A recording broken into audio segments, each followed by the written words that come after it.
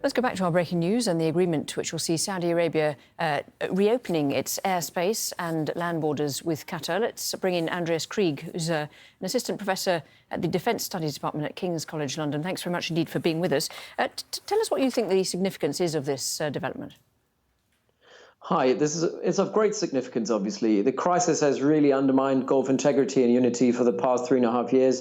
And we're now finally at a stage where at least the heads of states can now talk to each other again and potentially work towards common strategic goals in the region. It's a very, very small step, but a very important one. It builds confidence. It allows the Qatari Emir to fly to Saudi Arabia tomorrow for a first, which was something that the Saudis really wanted. They wanted the Emir in Saudi. They wanted to talk to him directly, and that's happening. So that's very much great news. However, unlike all the other previous crises that we've had in the Gulf, this is one that involves the larger public of Gulfies across the region, and it has sucked in public sentiments and consciousness across the region, and it will be very, very difficult for now build trust, not just among elites, but also among the people of the Gulf. So even though the land border and the air border and the sea border will be open between Saudi and Qatar, it doesn't necessarily mean that Qataris will travel to Saudi or Saudis will travel to Qatar. I think building confidence, that will take years, and 3.5 years have created almost a protracted conflict. But it's definitely the right signal in the right direction. Now the question is, will the other GCC countries, the other blockading countries, particularly Bahrain and the UAE, join this effort or not? Now, the White House has been keen to point out the role of Jared Kushner in all this. How much of an influence do you think he has had at this stage, and how much has it been the negotiations of, say, Kuwait and Oman?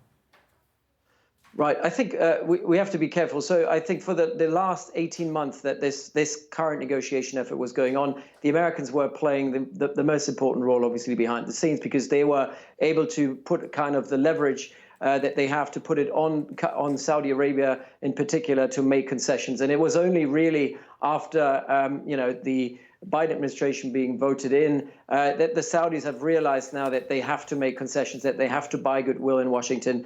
And obviously that is something that will now help Jared Kushner to kind of sell this as a major victory for him, when in reality the Gulf crisis could have only happened because of him and because of the Trump administration and the Trump administration endorsing these steps being taken subtly in early 2017. So absolutely, the Americans are playing a key role in inducing this process to get to this stage. But I think in the last couple of weeks, it was particularly the Kuwaitis who were playing a key role behind the scenes to kind of get these kind of concessions off the ground, because for a long time it wasn't clear whether Saudi Arabia was willing to lift the blockade in the way that they do now. And so that's a very positive development that we didn't expect for the last 2 or 3 weeks. You mentioned the issue of trust between the countries. What about the effect of that within the GCC group as a whole, and how effective do you see it as a kind of body once this particular issue is resolved? Right. I mean, the GCC has not been a very effective body or international organization by standards compared to NATO, the EU, or even other international organizations.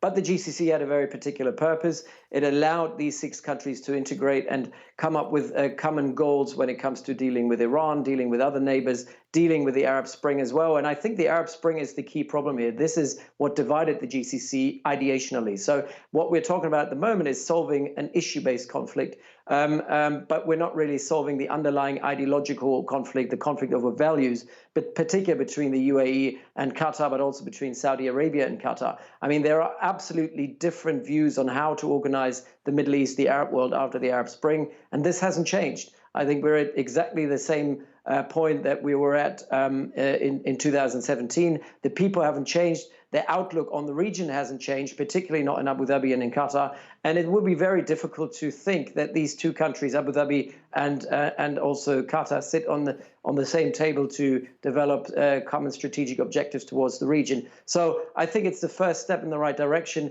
but I don't think it will take away with what is essentially an ideological conflict. Andreas Krieg, thank you very much indeed for joining us. Thank you.